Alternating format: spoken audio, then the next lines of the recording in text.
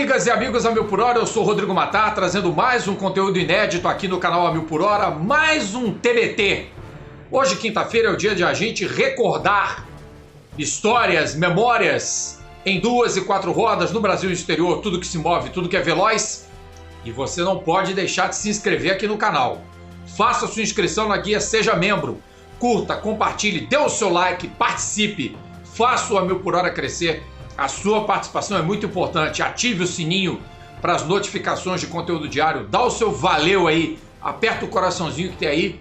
E a gente está precisando muito da ajuda de vocês para chegar a 4.500 inscritos. Tá certo? E, claro, daí para mais. Muito bem. Nesse final de semana, a Fórmula 1 retorna a um palco que já foi bastante tradicional. E é de um país que tem tido aí Max Verstappen como grande atração. É claro, me refiro à Holanda e à volta do circuito de Zandvoort, que é uma das pistas que sediou entre os anos 1950 e 85, que foi a última corrida antes desse domingo. Essa corrida, inclusive, vencida pelo austríaco Niki Lauda, a qual me refiro, de 85 a 36 anos atrás. A pista de Zandvoort já teve vários eventos na história da Fórmula 1. A primeira pole da Lola, por exemplo, foi lá, em Zandvoort. Os primeiros pontos de Nelson Piquet foram lá, sem contar uma vitória magistral do piloto brasileiro em 1980. Um ano depois exatamente dos primeiros pontos. Mas também houve alguns acidentes bem graves. As tragédias envolvendo Piers Courage e Roger Williamson principalmente, sem contar, claro, um evento festivo. A primeira e única vitória da Hesketh com James Hunt, num GP chuvoso em 1975. Mas esses eventos acabam ficando um pouco em segundo plano quando a gente lembra que em 1967, há mais de 54 anos já, portanto, porque a corrida foi no dia 4 de junho daquela temporada, uma revolução começava a se desenhar na história da Fórmula 1. Junte no mesmo caldeirão, na mesma panela, a genialidade de um piloto que foi talvez um dos gigantes de sua geração, quiçá o mais rápido de todos os tempos.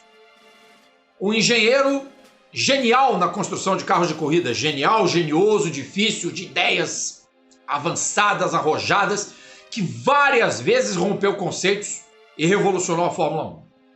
E também outros dois que ficaram um pouquinho guardados no potinho, mas que são igualmente gênios e que também merecem ser lembrados, um ainda vivo, aos 92 anos, e o outro já se foi. Eu falo de Jim Clark, Colin Chapman, Kevin Duckworth e Mike Costin, sem contar Graham Hill. É bom lembrar que Graham Hill fazia parte dessa brincadeira toda também. É claro, esse era o Team Lotus na terceira etapa do Campeonato Mundial de 67, o Grande Prêmio da Holanda disputado em Zandvoort. Ainda a Lotus com as cores British Racing Green e a faixa amarela, tradicionalíssima, né, dos carros britânicos daquele tempo. E os elegantérrimos modelos que Colin Chapman desenhava, que foram tendência da Fórmula 1 moderna naquela época, dos anos 1960. Porque Colin Chapman, meus amigos, minhas amigas, vocês que estão acompanhando esse vídeo, ele começou introduzindo o conceito do monocoque, a estrutura na qual o piloto sentava, e nela era baseado o carro de competição. Ele fez isso com o Lotus 25, que foi o primeiro carro com essa concepção aerodinâmica e estética. Depois ele passou para o Lotus 33, e os Lotus 25 e 33 foram os carros que deram a Clark os 2 títulos mundiais do escocês em 63 e 65. Na temporada de 67, o Colin Chapman deu o seu voo mais audacioso.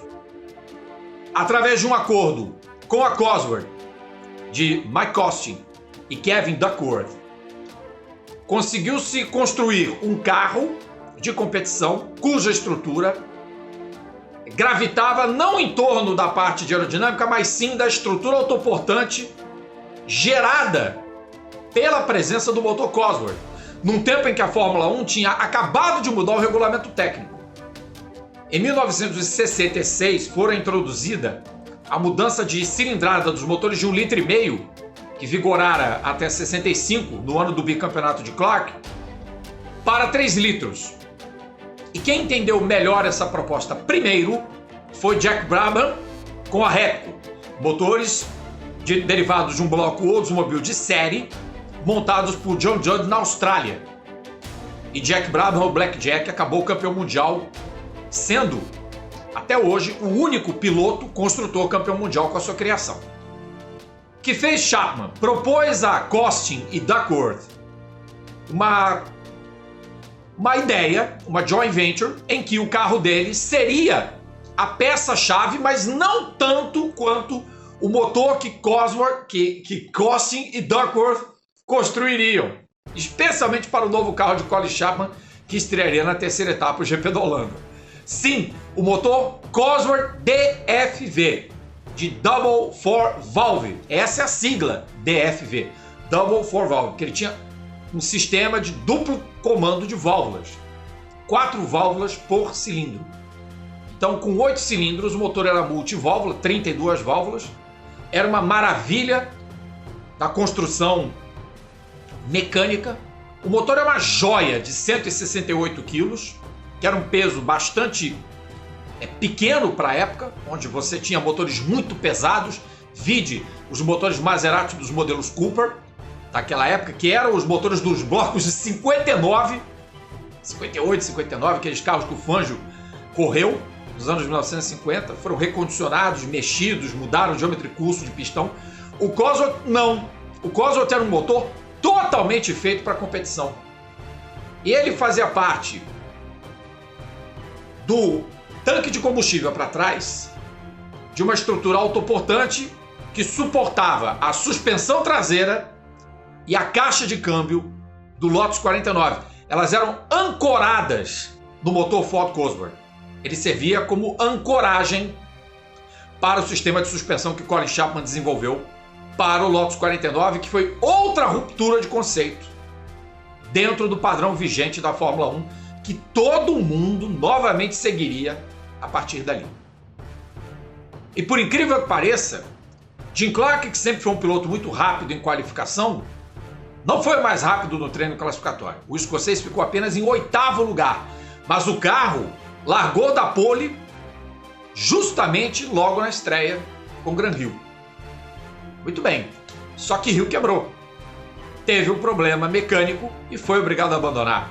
Clark veio naquele pelotão 3-2-3 que a Fórmula 1 tinha de largada do passado.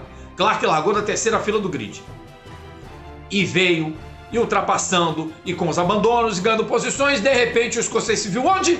Na primeira posição. E aí, gente, Clark recebeu a quadriculada da vitória como o grande vencedor do GP da Holanda de 67.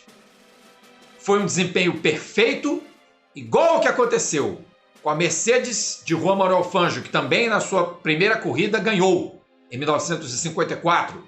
Também como o Wolf WR1 de Harvey Postlewaite faria em 1977, mas aí eram estreias de equipes.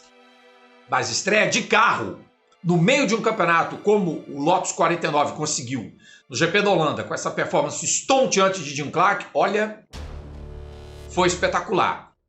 Clark ganharia ainda mais 3 corridas na temporada. O Lotus Cosworth se revelaria o conjunto mais veloz do campeonato, mas não era o mais eficiente, porque pela juventude do projeto havia problemas, evidentemente. E aí a Lotus não conseguiu traduzir em performance aquilo que se imaginava. E Denny Hulme, com muita regularidade, foi campeão mundial do ano de 1967. A eficiência do motor Cosworth ela foi comprovada ao longo dos anos até o campeonato de 82, quando disputou o seu último ano com a sigla DFV, passando para DFY em 1983. Mas estruturalmente era o mesmo conceito que vigorou na Fórmula 1 até 84, 85 mais ou menos, quando a Tyrrell, que era a última equipe a usar esses motores, abandonou completamente os Cosworth e foi para os turbo. Depois dos Cosworth, os Cosworth voltariam a partir de 87, mas isso já é outra história. Porém, o projeto do DFV, o Double Four Valve, que começou com unidades gerando 380 cavalos de potência Estreou com 420 e foi evoluindo ao longo dos anos. E a Cosworth chegou a 152 vitórias só com esse propulsor. Fez de 68 até 82, com exceção dos anos em que a Ferrari foi campeã mundial, com Lauda, 2 vezes, e com George Scheckter, em 79, a Cosworth fez todos os campeões mundiais de Fórmula 1. Todos, de 68 até 1982. Inclusive Nelson Piquet, campeão mundial em 81.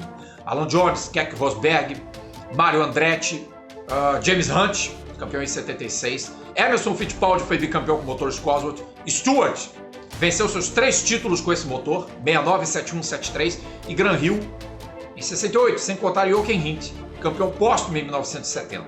Então vejam a importância da Cosworth, o que o GP da Holanda representou para a história da Fórmula 1 e a revolução que se seguiu nos anos seguintes. E tem mais. Os motores Cosworth, eles chegaram a ficar invictos em 2 temporadas completas. 69 e 73, que foram os maiores anos de crise da Ferrari ainda antes da venda da marca para a Fiat. Enzo Ferrari vendeu a Ferrari para a Fiat. E nesse período em que a escuderia Ferrari ainda tentava caminhar com as próprias pernas, era um pequeno construtor de carros esportivos e tinha uma ambição de ganhar a todo preço tudo que viesse pela frente de Fórmula 1 Sport protótipo, a Ferrari se perdeu. Então os anos de 69 e 73 principalmente, são anos de crise técnica terrível do construtor de Maranello.